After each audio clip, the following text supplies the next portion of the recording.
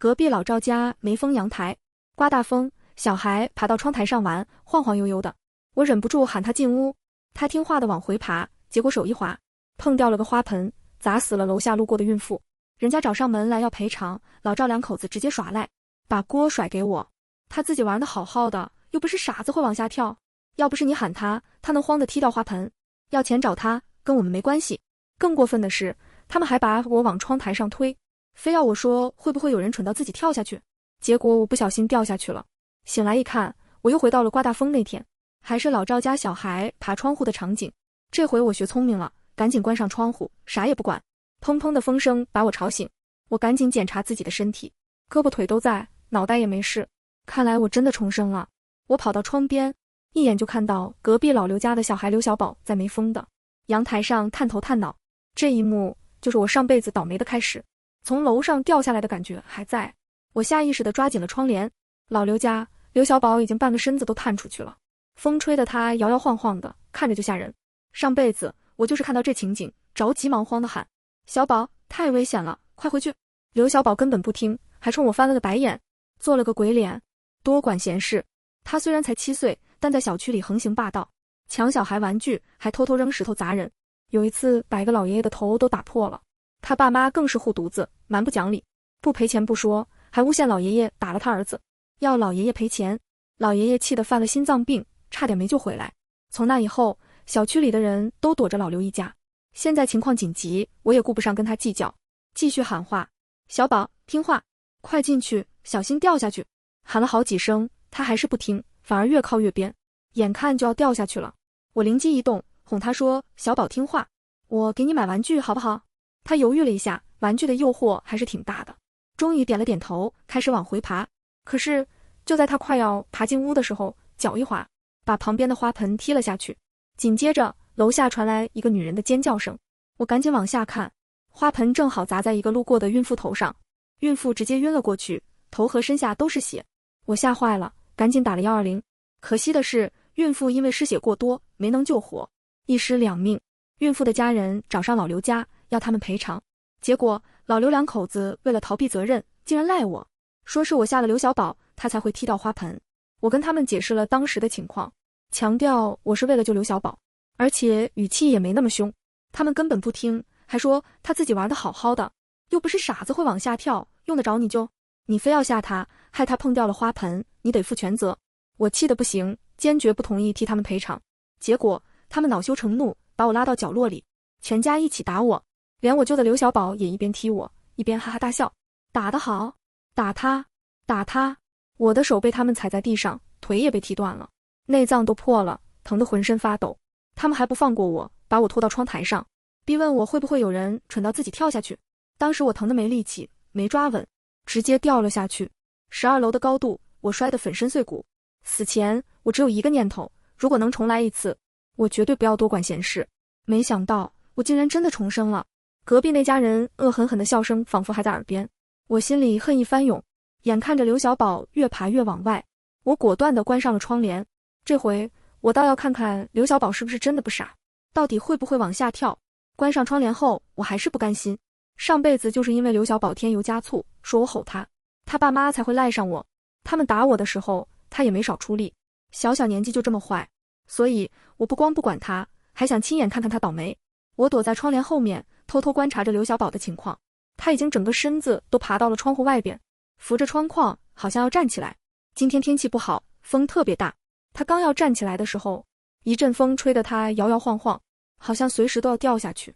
他好不容易稳住了，脸上露出得意的笑，回头喊他妈：妈，你看我像不像蜘蛛侠？他一边喊一边松开了手，摆出蜘蛛侠的经典姿势。他妈正在客厅里跟人打麻将，根本没空搭理他。他没得到回应，又喊了好几声：妈，你看啊，你看啊，你快看！回答他的是一声怒吼：臭小子，想死啊！没看到老娘正忙着吗？再吵吵，老娘把你屁股打开花！我们两家挨得近，他家又没封阳台，我能清楚地看到他家客厅的情况。他妈头也没抬，专心看着手里的牌。倒是跟他一起打牌的阿姨看到了刘小宝，吓了一跳。哎呀，小宝怎么爬到窗户外边去了？太危险了，快让他下来吧。说着，他好像要站起来去把刘小宝抱下来。结果他刚站起来，就被刘小宝的妈一把拉了下去。估计是摸的牌不好，他语气不太好地说：“没事没事，他皮得很，一天到晚在家爬上爬下，我都习惯了。来，打牌，别管他，我这把一定要把输的都赢回来。”那个阿姨还是不放心，阳台没风呢，他掉下去怎么办？其他两个打牌的人也觉得有道理，劝他把刘小宝抱下来。他无所谓地说，他小是小，但又不傻，知道危险肯定会自己下来的。哎呀，别管他了，快打牌。他亲妈都这么说了，其他人也不好再说什么，只能坐下来继续打牌。这时候刘小宝还在喊，我是蜘蛛侠，我要发射蛛丝了。他刚喊完，他妈就点了炮，输了钱。他不情不愿地给了钱，转头就把火撒在了刘小宝身上。你个死孩子，敢气你妈，一天到晚蜘蛛侠蜘蛛侠的，你认蜘蛛侠当妈算了，以后再让我听到你说蜘蛛侠，我就把你那些蜘蛛侠玩具都扔了。刘小宝听了哇大哭起来，你坏死了，我就是蜘蛛侠，我就要发射蛛丝。他妈气笑了，说蜘蛛侠还会飞呢，你会吗？有本事你飞一个，飞走算了，省得一天在家烦我。刘小宝不服气地擦了把鼻涕，飞就飞。下一秒，他学着蜘蛛侠的样子往前一跳，真的飞了下去。一切发生得太快，他妈直接吓傻了，直到旁边的人尖叫着跑到窗边，他才反应过来。他急着要去窗边看，结果腿软了，跑几步就摔倒了，还是旁边的阿姨扶着他，他才跌跌撞撞地走到窗边，往下一看，只看了一眼，他就哭喊起来：我的天啊，我的小宝啊，你怎么这么傻，这么高，你怎么敢跳下去啊？他的哭声很难听，但我听着心里很痛快。上辈子就是他怂恿着把我推到窗户上的，这辈子他又怂恿自己的儿子跳了窗户，真是报应啊！而且上辈子他们说刘小宝不傻，不会自己跳下去，现在看来刘小宝是真的傻。我往下看去，楼下的刘小宝跟我上辈子一样，摔得血肉模糊，只是他旁边还躺着一个人，好像就是上辈子那个孕妇。我心里一惊，我还以为这辈子没有我的介入，孕妇就能躲过一劫，难道这次没有花盆，换成刘小宝，还是把他砸到了？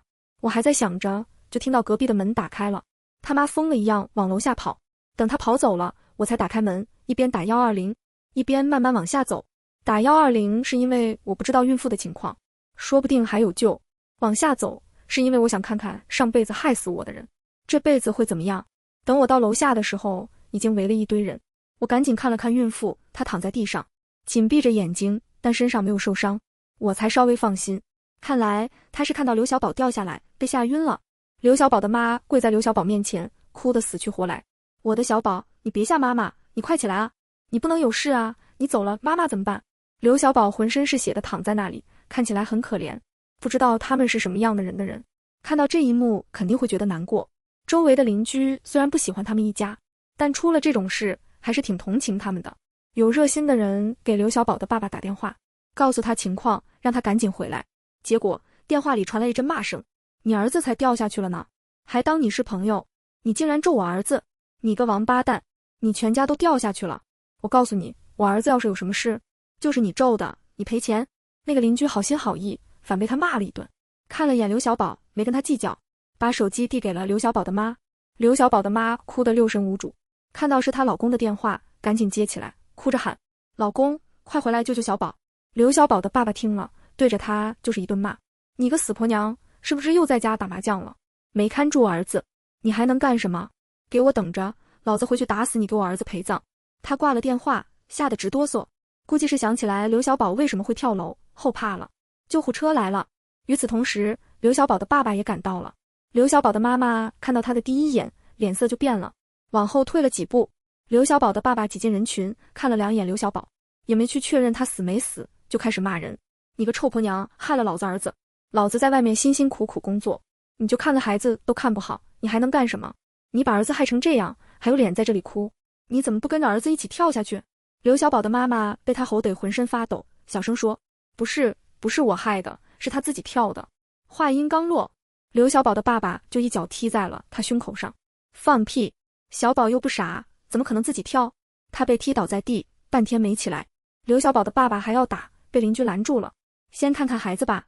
刘小宝的爸爸正在气头上，转头就对着一个拽着他胳膊的邻居，一拳打在了他脸上。你拦着我干什么？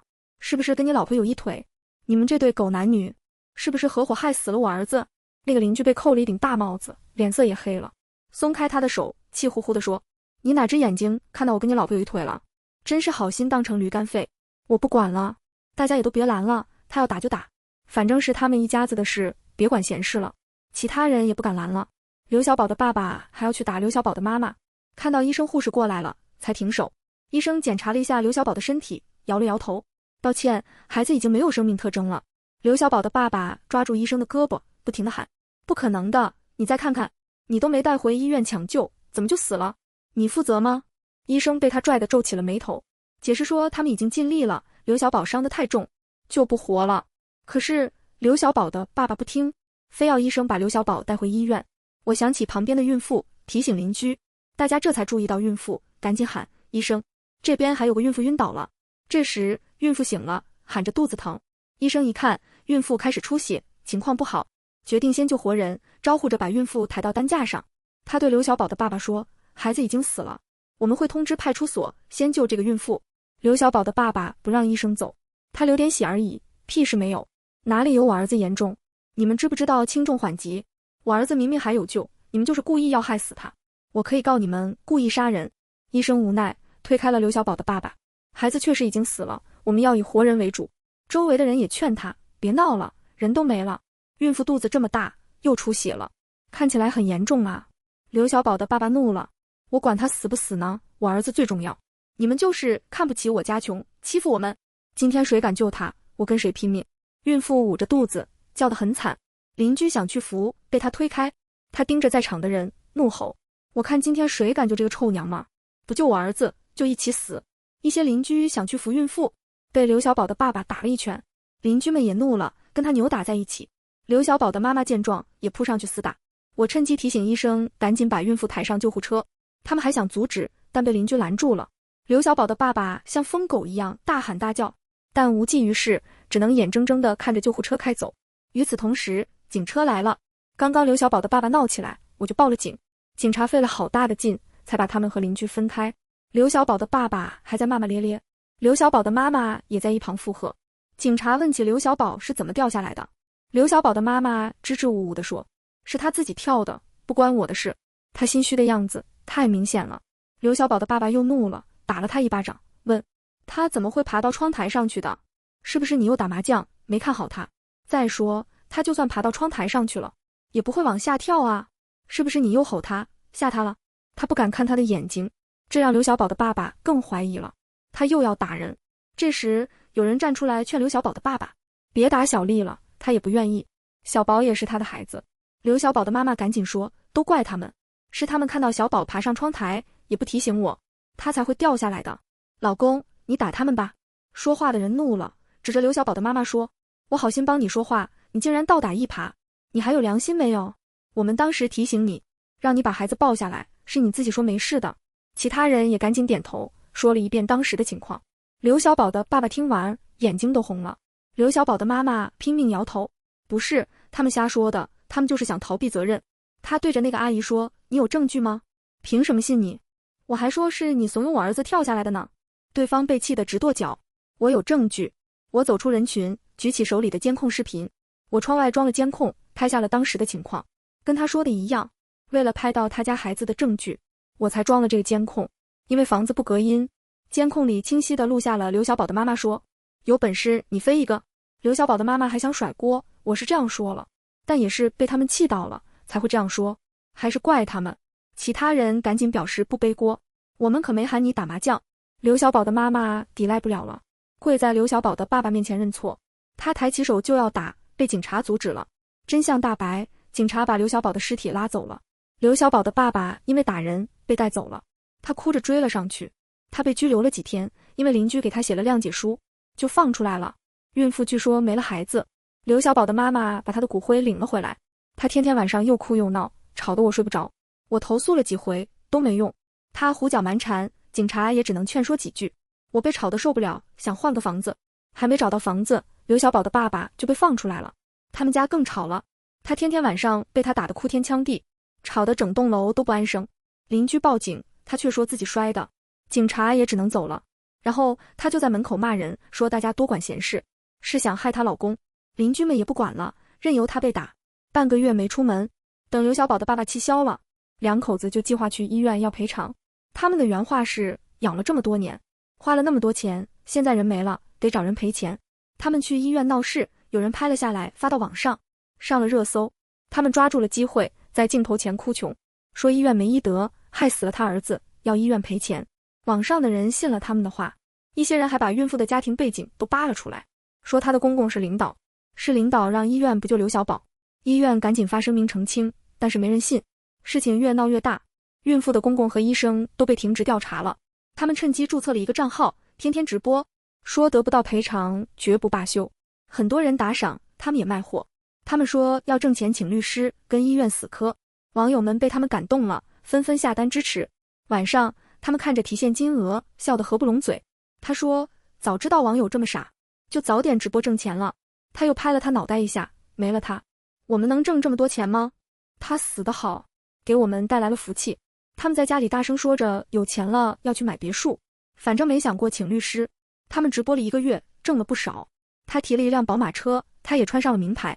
孕妇的公公所在的单位公布了调查结果，没发现他以权谋私。结果刚公布，他们就开了直播，引导网友质疑调查结果，说单位官官相护。可是还没结束，一则关于他们的视频又上了热搜。视频里他们说网友傻，他让他飞一个，他不让救孕妇。这些视频是我提供的，他们上次知道我窗外有监控了，还敢在家大声讨论，让我拍了个清清楚楚。孕妇一家被他们害惨了，怎么可能放过他们？于是就出现了这样一个视频，孕妇的老公买了水军，把视频推到了热搜第1。网友们的评论反转了，网友们纷纷谴责他们，说他们没良心，利用大家的同情心骗钱。他们还在直播卖惨，不知道自己已经完了。警察上门把他们带走了。孕妇的老公告他们故意杀人。我提供了视频，警察很快就立案了，因为这件事影响很大，审理很快。几个月后，他们被判刑了。他被判了7年，他被判了2年，缓刑2年执行。直播挣的钱被没收，还罚了50万。他没坐牢，但交不出罚金，房子被拍卖了。房子被拍卖后，他死活不搬出去，把自己锁在家里，疯疯癫癫的。每到晚上，他们家里就传来惨叫：你别来找我，是你自己跳的，跟我没关系。没过多久，他也从没封的窗台跳了下去，落在了刘小宝死的地方。他跳楼的第2天，我就找到了新房子，搬走了。后来我遇到了很好的邻居，邻居家也有一个小男孩，他很有礼貌，也很热心，看到我拿不下快递，就会帮我一起拿。因为帮了孕妇一家，他们很感激我，经常跟我联系，我们成了朋友。他跟我说了孙大军的近况，孙大军在牢里经常惹事打架，他的刑期又增加了，想出来是没希望了。他还告诉我他又怀孕了，看着他幸福的笑容，我很高兴。上辈子我们俩因为那一家人都很惨，这辈子我们终于让坏人得到了报应，我们的生活还在后头呢。